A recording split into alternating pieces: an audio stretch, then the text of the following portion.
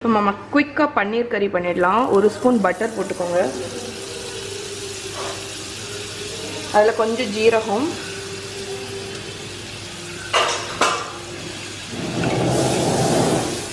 Okay.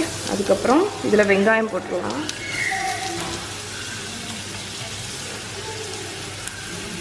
So நான் இதில் வெங்காயமும் கேப்சிகமும் போட்டேன்.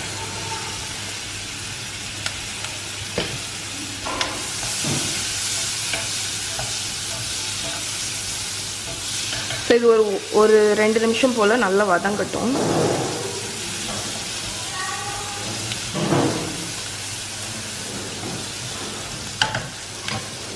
இதில் வந்து கொஞ்சம் தக்காளி போட்டுருவோம்.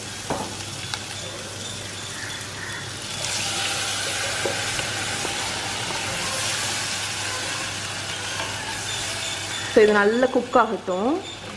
ஸோ இப்போ இது வந்து நல்லா குக் ஆகட்டும். குக் ஆகிற வரைக்கும் நான் மூடி போட்டு குக் பண்ண போகிறேன். இப்போ நம்மளோட பன்னீர் கிரேவி எப்படி இருக்குன்னு பார்த்துருவோம். ஸோ மசாலா நல்லா திக்காகி வந்துடுச்சு. இப்போ இதில் வந்து போட வேண்டியது என்னென்னு பார்த்தீங்கன்னா ஸ்பைஸ் பவுடர்ஸ். ஆஸ் யூஷுவல் உங்களுக்கே தெரிஞ்சிருக்கும். மெயின் ஜீரக பொடி, அதுக்கப்புறம் சில்லி பவுடர், கலருக்கு வேண்டி காஷ்மீரி சில்லி, கரம் மசாலா பவுடர், மஞ்சள்.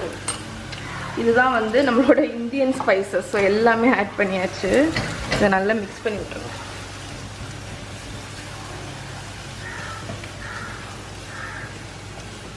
உப்பு போட்டேனா? உப்பு போடல.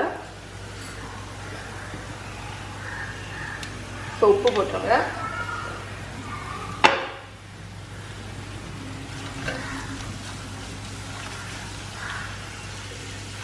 ஓகே, நம்மளோட மசாலா நல்லா குக் ஆயிடுச்சு. இதில் பன்னீரை போட்டுருவோம்.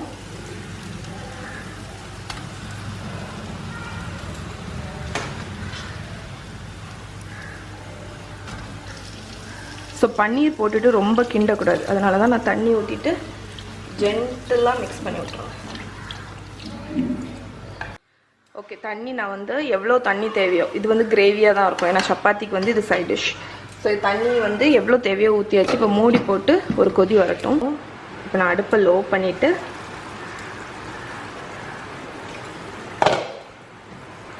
செக் பண்ணிடலாம். ஓகே, கிரேவி வந்து ஓரளவுக்கு செமி திக்காயிடுச்சு. இப்போ ஃபைனலாக கசூரி மெத்தி, ஃபெனிக்ரிக் லீஃப் இருக்குல்ல, அது போட்டுடலாம். அப்புறம் கொஞ்சம் ரிச் ஆக்குறதுக்கு வேண்டி கொஞ்சம் க்ரீம்,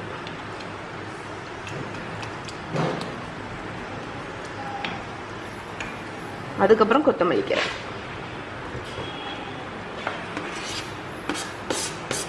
ஓகே, ஸோ அவ்வளோதான், நம்மளோட பன்னீர் கிரேவி ரெடி ஆயிடுச்சு. அடுப்பை ஆஃப் பண்ணிட போகிறேன்.